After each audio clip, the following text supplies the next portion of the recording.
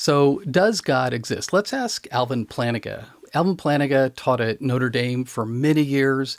He wrote a lot of very important books, and he is considered by a lot of people not only to be the most important Christian philosopher of the modern era, but one of the most important philosophers, period, of the modern era.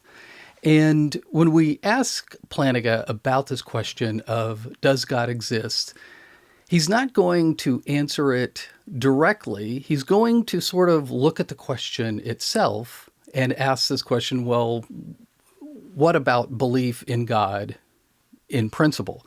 So I'm going to summarize what Plantinga says in a couple of his books and try to explain how Plantinga looks at this question of does God exist? And I'm going to do it by looking at three questions. The first is what is belief? Secondly, what is belief in God? And thirdly, is belief in God sensible? Now, let's look at the first one. What is belief? Now, in a really kind of simple way, we form beliefs in two ways. Now, we could say we form true beliefs in two ways. We could have a lot of false beliefs, but we're interested in true beliefs. The first way you can form a true belief would be a basic way. Now, basic, sort of a technical philosophical term, but it essentially means that you believe something based on, let's say, firsthand experience. You look at your backyard, you see a squirrel running around, and you form the belief there's a squirrel in my backyard. Now, that's basic because it is experienced by your senses. You see it. You can drink a cup of coffee and you know it's coffee because you taste the coffee. That would also be a basic way of forming a belief. Another way of forming a belief, and I'm sort of making this term up, is based on something else. So let's say as you're sitting there looking at your squirrel in your backyard, you get a text message from a friend saying, I see a cat in my backyard. For your friend, that experience of seeing the cat would be basic, but for you, the belief would be, if you choose to believe it, and it is a true belief, that would be based on your friend's experience. Let's say your friend texts you and says, I'm drinking a Dr. Pepper or some kind of soda or something. Now, his belief that he's drinking a soda would be basic because he's experiencing it firsthand. Yours, if you choose to believe him, would be based on his testimony of what he's experienced. Okay, so let's look at the second question. What is belief in God? So if there are these two different ways of forming a belief, basic and based on, what is the belief saying somebody believes in God? Is that basic or is that based on something else? And this is where a lot of confusion comes in, according to Plantinga, because a lot of people approach that question of God's existence based on something else, whether it's arguments about God's existence, it's the cosmos or from creation or from evil or a lot of those different ways. And they're approaching the question as if the belief in God were based on something else. But Plantinga says a Christian's belief in God is basic in the sense that we experience it firsthand. Just like I see the squirrel and I taste the coffee, if I'm a believer and God has given me new life, he has also awakened this sense inside of me that now I can sense him directly. Now, this sense, just like your sense of sight, would be a real sense, according to Plantinga, who is getting this largely from Thomas Aquinas and John Calvin. And this would be called, this is what Calvin calls the sensus divinitatis.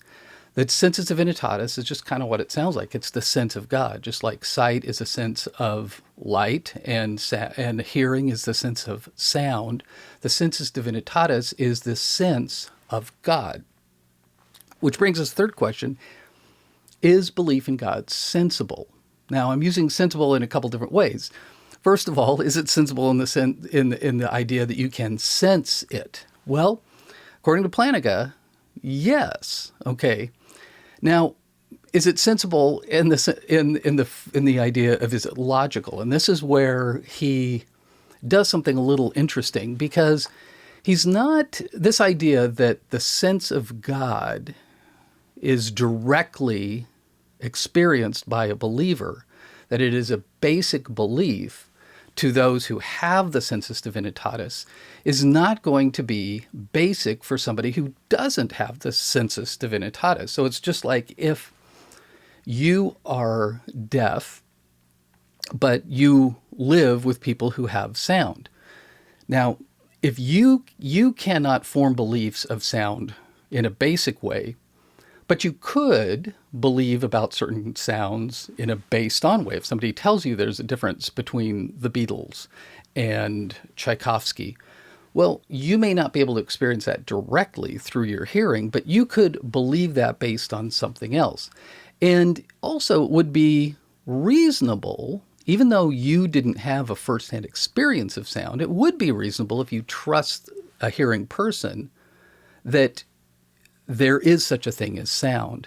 Now, you've probably seen videos on YouTube where people get these implants in their, in their body, in their head, and their whole life they've never been able to experience sound, but all of a sudden, miraculously, now they can hear. And the look of excitement and just pure joy in their face when all of a sudden they're hearing for the first time. This is what it's like to have the sensus divinitatis woken up inside of somebody who hasn't had it before. This is what conversion would be. This is what new life would be in a Christian sense.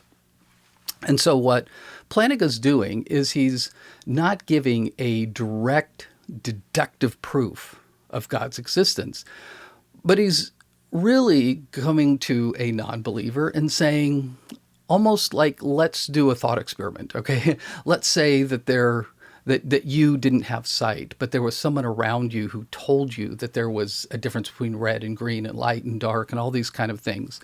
Would it be reasonable for you, even though you don't have that sense of sight, to believe that there is such a thing as a sense of sight based on other people's testimony?